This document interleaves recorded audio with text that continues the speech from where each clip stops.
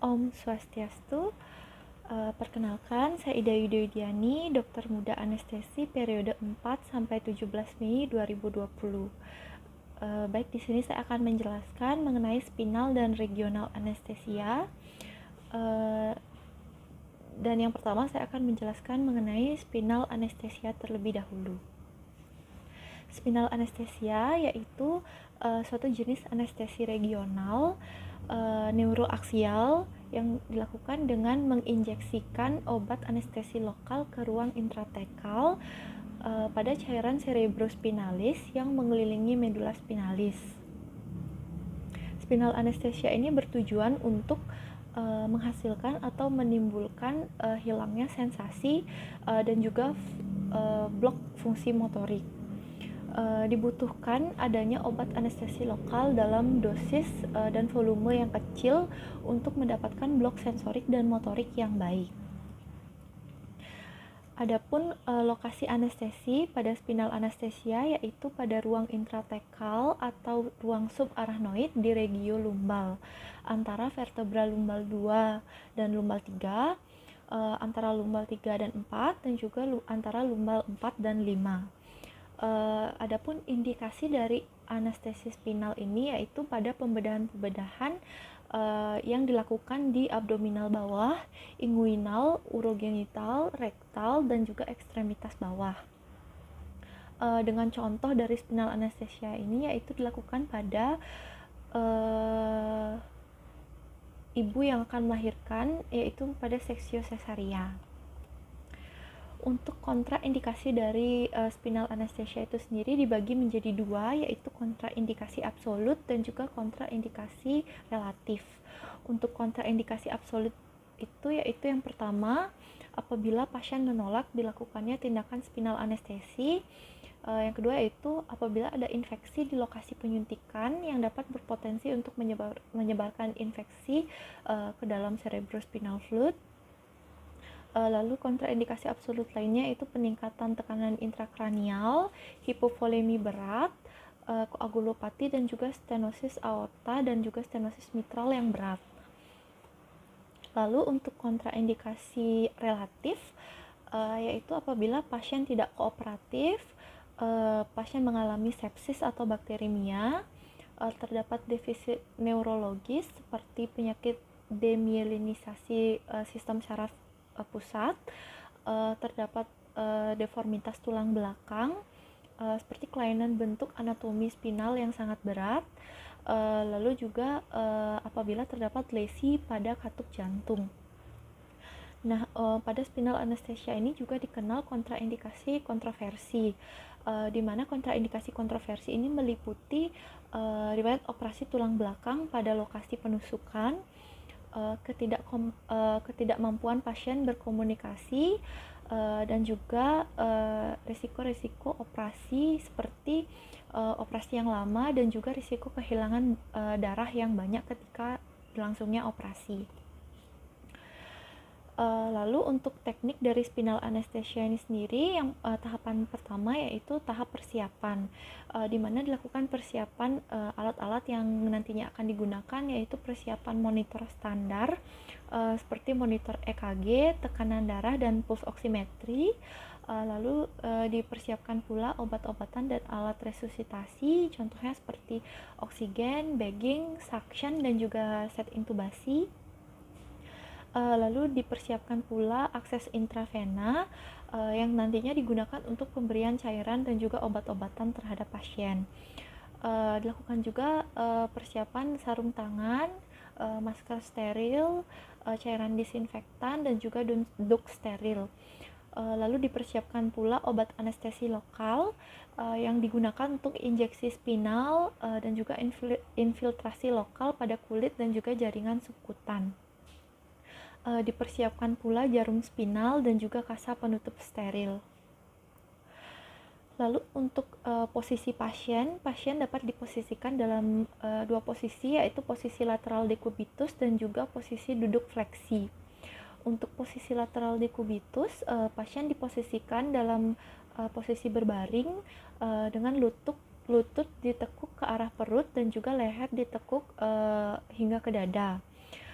Lalu posisi yang kedua yaitu pasien dalam posisi duduk fleksi, di mana pasien duduk di pinggir bed dengan lutut yang diganjal bantal, di mana pada kedua posisi ini pasien diposisikan dalam posisi fleksi, di mana posisi fleksi ini akan membantu mendapatkan atau identifikasi di mana prosesus spinosus dan juga memperlebar celah antar vertebra. Lalu untuk tahap insersinya sendiri digunakan jarum spinal yang berukuran 22 sampai 29 dengan pencil point atau tapered point. Digunakan jarum spinal yang berukuran kecil, jarum spinal dengan diameter kecil yang bertujuan untuk mengurangi keluhan nyeri pada pasien pasca insersi. Insersi ini dilakukan setinggi L3 L4 atau L4 L5 dengan menyuntikkan jarum hingga mencapai ruang subarachnoid yang ditandai dengan keluarnya cairan cerebrospinalis apabila dilakukan aspirasi. Lalu dilakukan pula tes keberhasilan insersi, dilakukan dengan melakukan tes sensori pada daerah operasi. Tes sensori ini dapat berupa tes raba ataupun tes nyeri. Lalu daerah insersi kemudian ditutup dengan kasa dan juga plester, lalu pasien diposisikan kembali ke dalam posisi operasi.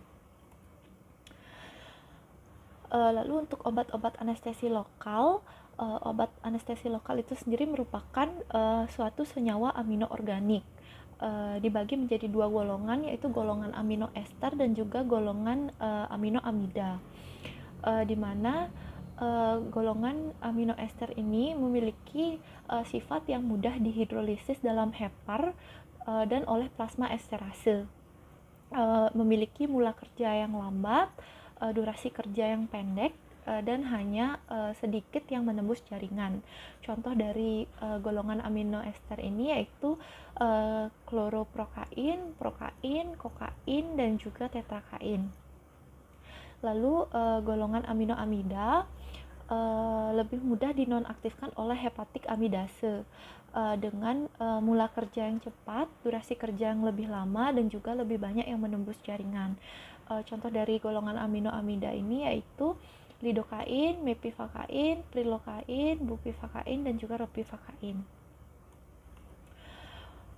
Untuk obat-obatan anestesia yang sering digunakan pada spinal anesthesia yaitu bupivakain dan juga lidokain.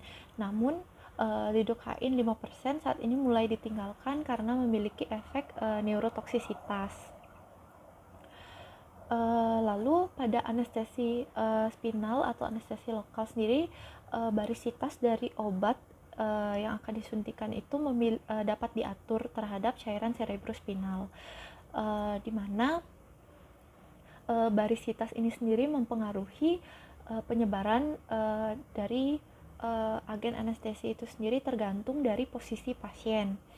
Apabila barisitas dari anestesi lokal dapat diatur menjadi 3, yaitu isobarik, hiperbarik, dan juga hipobarik. Untuk isobarik, larutan menyebar lokal pada lokasi injeksi, sedangkan larutan hiperbarik, larutan menyebar disebar oleh gravitasi. Lalu pada larutan hipobarik, larutan atau anestesi disebar berlawanan arah dengan gravitasi.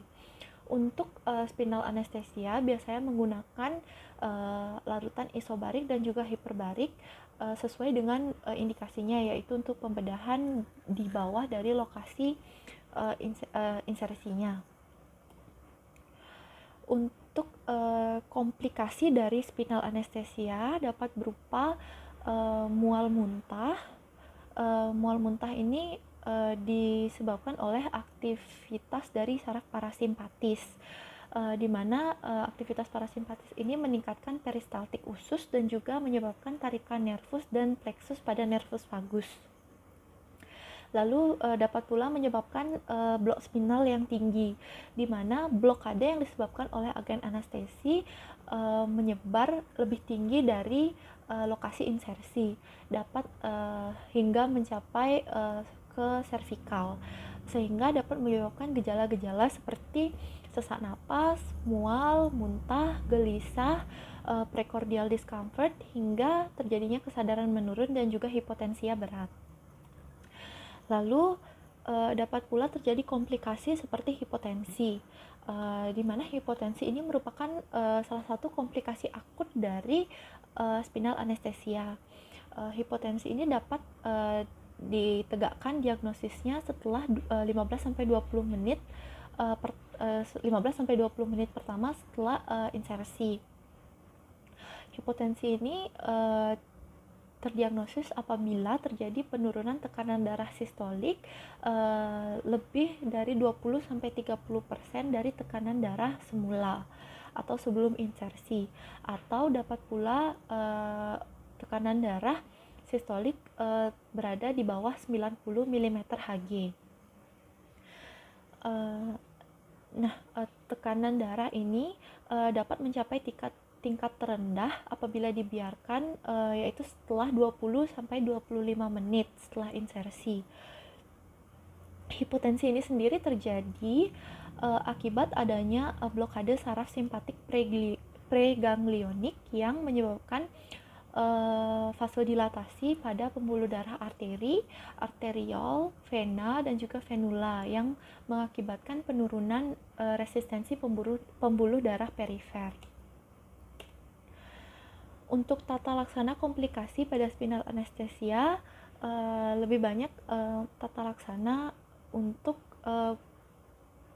komplikasi hipotensi, di mana tata laksana yang pertama yaitu dapat dilakukan dengan pengaturan posisi pasien, di mana posisi pasien dapat diatur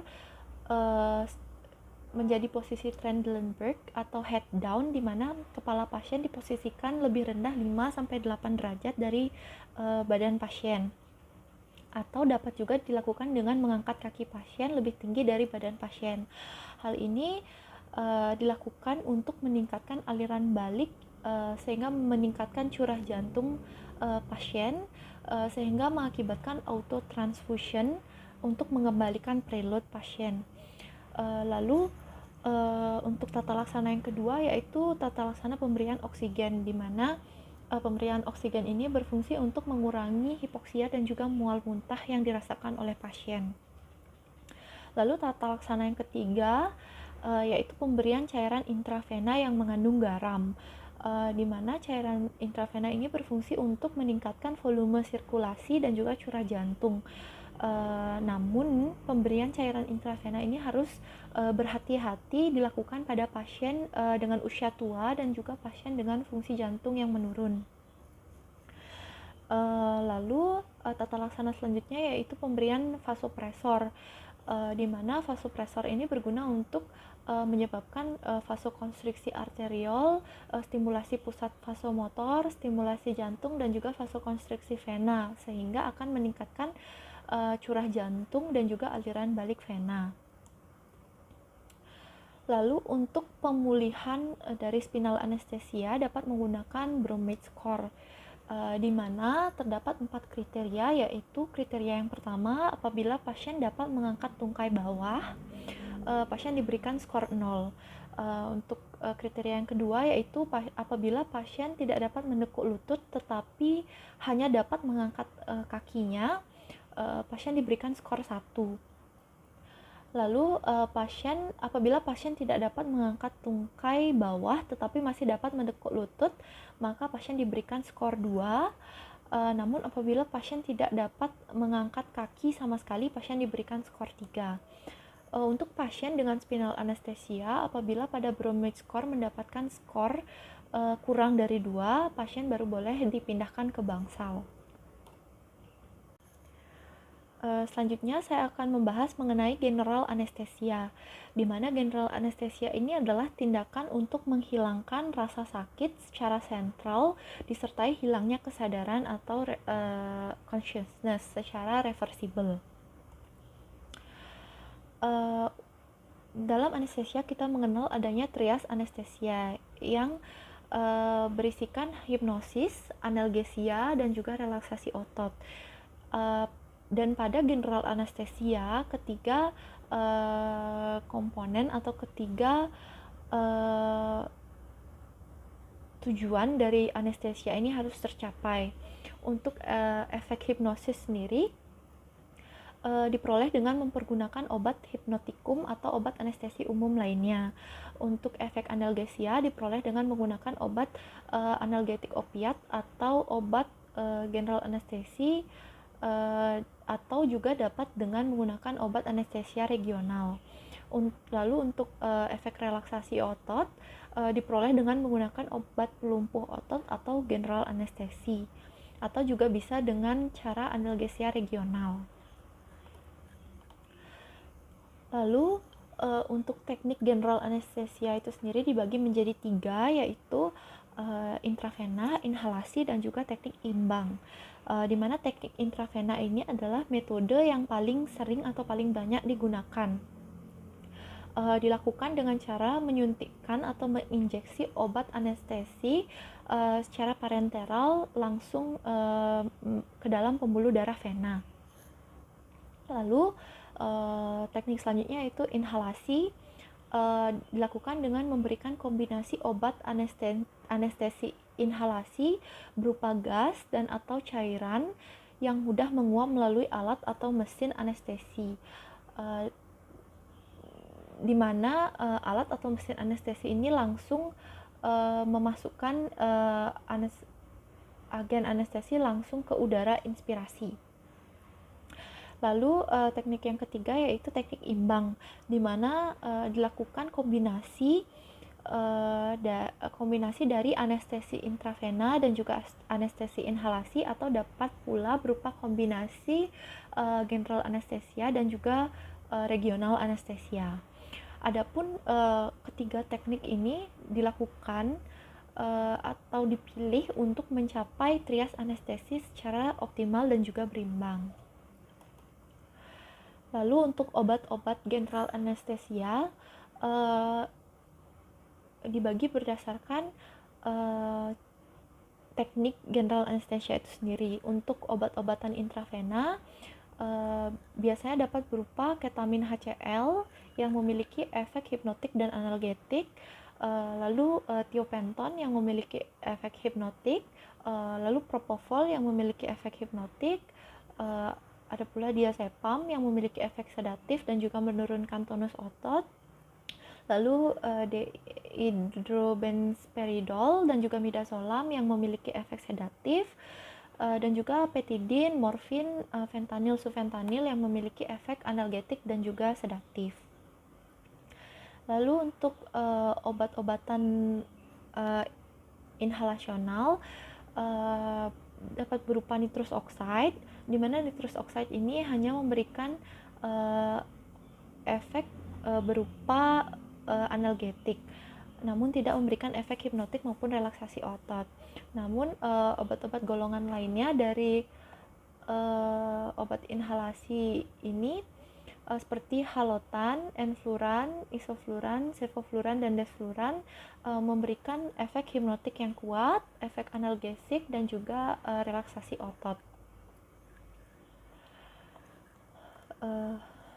Lalu untuk pemulihan pasca general anesthesia dapat menggunakan Aldred Score, di mana Aldred Score ini dibagi berdasarkan 5 kriteria, yaitu kriteria yang pertama, bagaimana warna kulit pasien, apakah normal, pucat, atau cyanosis. Lalu bagaimana aktivitas motorik pasien, apakah keempat anggota gerak pasien dapat digerakkan atau hanya 2 atau tidak ada gerakan sama sekali. Lalu kriteria yang ketiga yaitu pernapasan, apakah pernapasan pasien dalam, dangkal, atau terjadi apnu.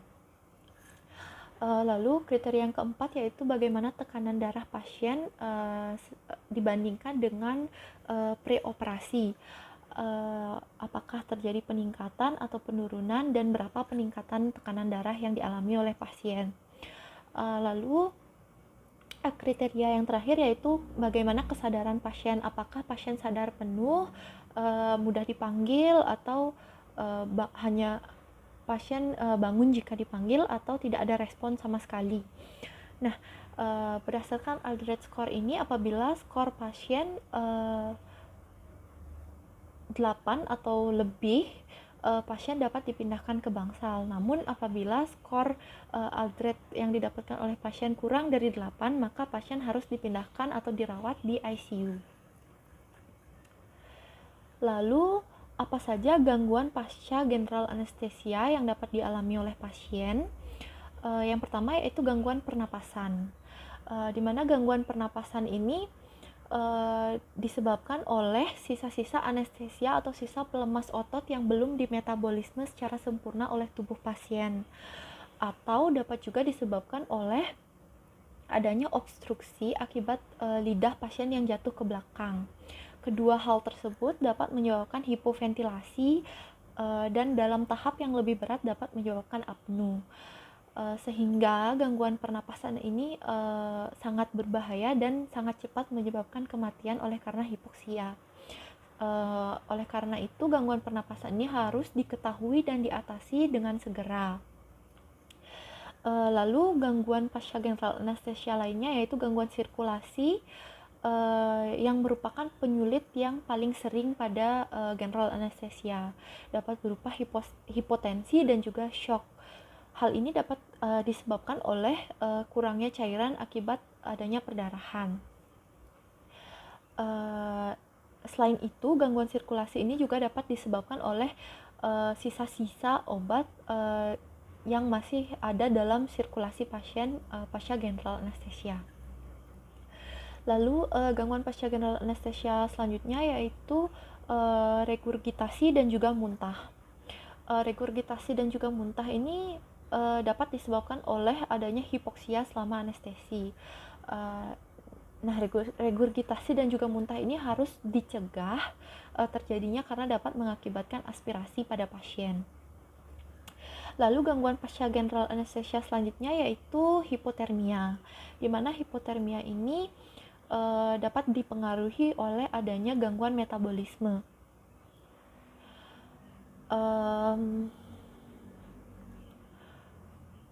Selain gangguan metabolisme, hipotermia ini juga dapat disebabkan oleh efek obat-obatan yang dipakai ketika general anesthesia itu sendiri, di mana agen general anesthesia ini mempengaruhi elemen-elemen termoregulasi yang terdiri atas elemen input aferen, elemen pengaturan sinyal di daerah pusat, dan juga elemen respon eferen dari termoregulasi. Selain itu, obat-obatan general anesthesia ini juga dapat menghilangkan proses adaptasi serta mengganggu mekanisme fisiologis pada fungsi termoregulasi, yaitu dapat menggeser batas ambang untuk respons proses vasokonstriksi, menggigil vasodilatasi, dan juga mekanisme berkeringat pada pasien. Lalu gangguan fisiologis selanjutnya, gangguan yang dapat disebabkan yaitu gangguan fisiologis lainnya atau gangguan faal lainnya. Contohnya seperti gangguan pemulihan kesadaran. Gangguan pemulihan kesadaran ini disebabkan oleh kerja agen anestesi yang memanjang, dikarenakan dosis berlebih relatif. Dosis berlebih relatif ini dapat terjadi pada penderita-penderita pasien-pasien yang menderita shock, hipotermi, pasien usia lanjut, dan pasien yang mengalami malnutrisi. Sehingga obat-obatan atau sediaan anestesi itu sulit atau lambat dikeluarkan dari sirkulasi. Baik, sekian presentasi dari saya mengenai spinal dan general anestesia. Saya mohon maaf apabila terdapat kesalahan dalam perkataan maupun perbuatan. Akhir kata saya ucapkan terima kasih dan juga para Santi. Om Santi Santi Santi Om.